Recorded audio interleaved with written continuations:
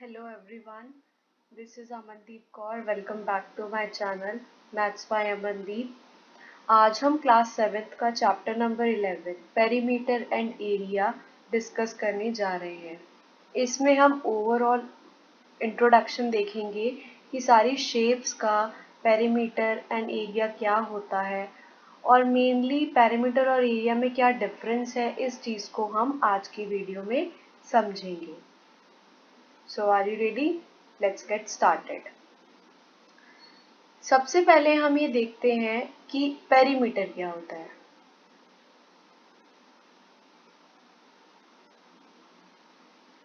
किसी भी शेप का पेरीमीटर अगर आपको निकालना है तो वो होता है sum of all sides, right. Suppose हमें ये स्क्वायर दिया है, इसकी साइड है 2 सेंटीमीटर। तो जैसे कि हमें पता है स्क्वायर की सारी साइड्स इक्वल होती हैं, तो सारी साइड्स क्या होंगी 2 सेंटीमीटर। अगर हम इन सबको प्लस कर दें, मीन्स 2 प्लस 2 प्लस 2 प्लस 2 कर दें, तो जो आंसर आएगा वो इसका पेरीमीटर होगा। मीन्स किसी भी शेप का पेरीमीटर निकालना है तो हमें उसकी सारी साइड्स मीन्स उसकी सराउंडिंग बाउंड्री को ऐड करना है, तब उसका पेरीमीटर आएगा। सपोज हमें कोई भी शेप गिवन है, ये वाली सपोज दी गई है शेप, तो इसका पेरीमीटर कैसे निकालेंगे? इसका पेरीमीटर निकालने के लिए इसकी सारी साइड्स को अगर हम ऐड कर दें तो इसका पेरीमीटर आ जाता है। ओके, अब इसी तरह से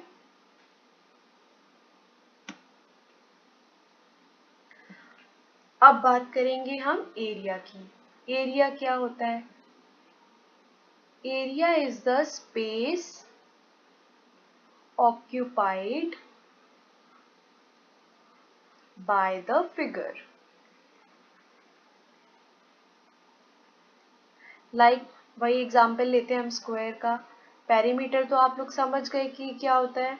पेरीमीटर सारी साइड्स को अगर हम ऐड कर देते हैं तो पेरीमीटर आता है, बट एरिया होता है उसका अंदर का पोर्शन। ये जितना भी अंदर का पोर्शन है, इसको हम उसका बोलते हैं उस शेप का एरिया। ठीक है, तो हर शेप का एरिया हमें अलग अलग तरीके से निकालना पड़ता है क्योंकि सबके फॉर्मूलाज अलग होते हैं। इनको हम वन बाय वन डिस्कस करेंगे। तो सबसे पहले हम डिस्कस करेंगे area and perimeter of square. तो सबसे पहले आपको ये पता होना चाहिए कि स्क्वायर शेप जो होती है,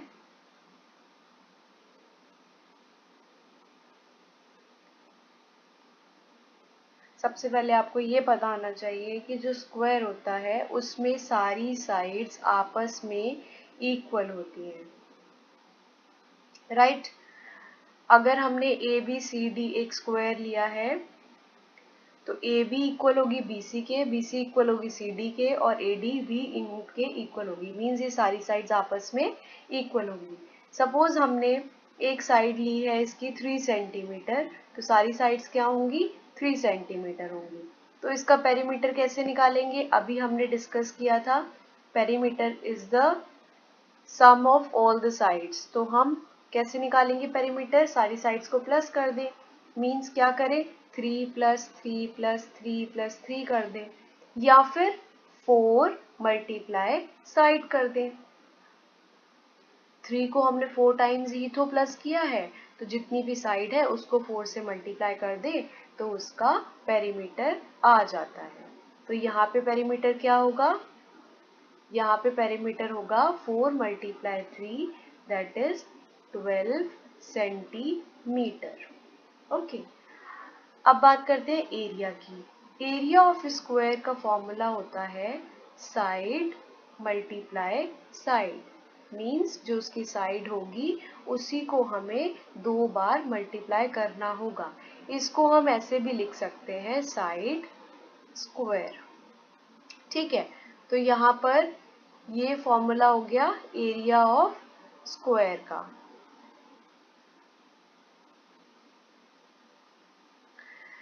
तो इधर क्या होगा, साइड हमें गिवन है 3 centimetre multiply 3 means 9 centimetre square. एक बात और आप यहाँ पे ध्यान रखिए, जो हमें हमारा यूनिट के बारे में बात करते हैं, जो पेरीमीटर होता है उसकी यूनिट मीन्स हमें जब सॉल्व करने के बाद यहाँ पर ये लिखना होता है, ये या तो सेंटीमीटर होगी या मीटर होगी या किलोमीटर होगी, मीन्स इस तरह से होगी। बट जो एरिया की यूनिट होती है वो centimetre square, metre square, kilometre square, means हमें यहाँ पे स्क्वायर लगाना ज़रूरी होता है। एरिया में हमें centimetre square, metre square, kilometre square end में लगाना ज़रूरी होता है। ये एरिया की यूनिट होती है, बट पेरीमीटर में हमें स्क्वायर नहीं लगाना होता, हम डायरेक्ट उसको जो भी सेंटीमीटर मीटर हमें गिवन है हम वो लिख देते हैं, राइट। ये तो बात हुई स्क्वायर की। अब नेक्स्ट हम शेप जिसका पेरीमीटर और एरिया डिस्कस करेंगे उस पर आते हैं, जो कि है rectangle.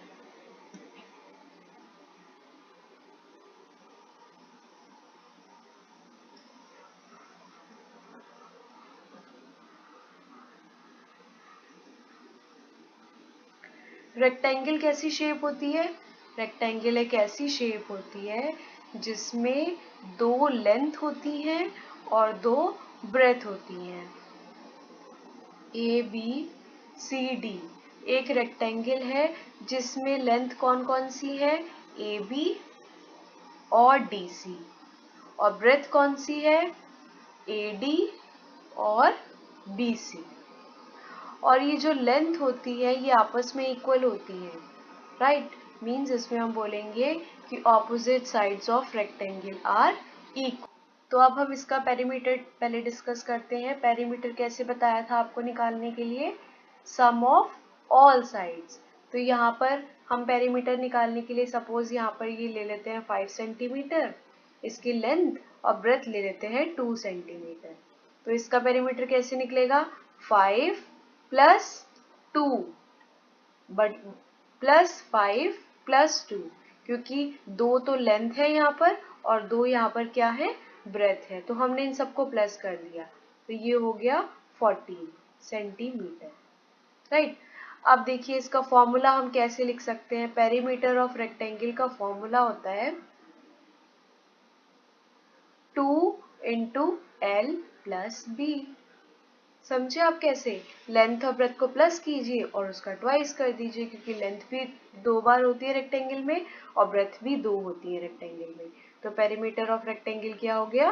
2 into L plus B, right. अब हम डिस्कस करते हैं area of rectangle. Area of rectangle क्या होता है? एरिया ऑफ रेक्टेंगल होता है length multiply breath.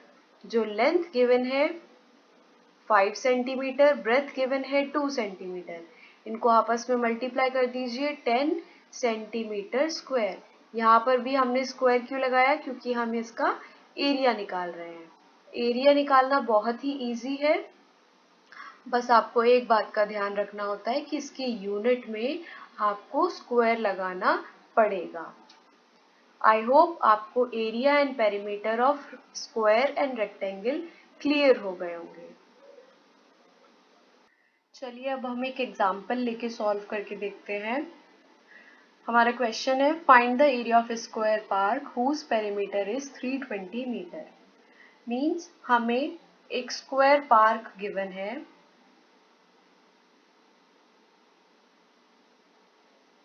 Square park given है हमें ABCD और इसका पेरीमीटर गिवन है 320 मीटर।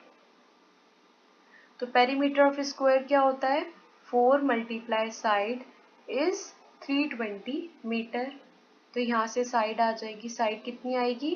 320 अपॉन 4। अब इसको हम सिंपलेस्ट फॉर्म में कन्वर्ट कर देते हैं। 2 1 2 6 12 0, तो इसकी साइड आ गई 80 मीटर। तो अगर हमारे पास साइड आ गई तो अब हम यहाँ से एरिया बहुत इजीली कैलकुलेट कर सकते हैं। तो एरिया क्या होता है स्क्वायर का? Side multiply side, means 8 multiply 8, तो ये कितना होगा? 64 meter square. So the area will be 64 meter square. I hope आपको area and perimeter of square and rectangle अब क्लियर हो गया होगा। बाकी शेप्स का एरिया एंड पेरीमीटर हम नेक्स्ट वीडियो में डिस्कस करेंगे। Thank you so much.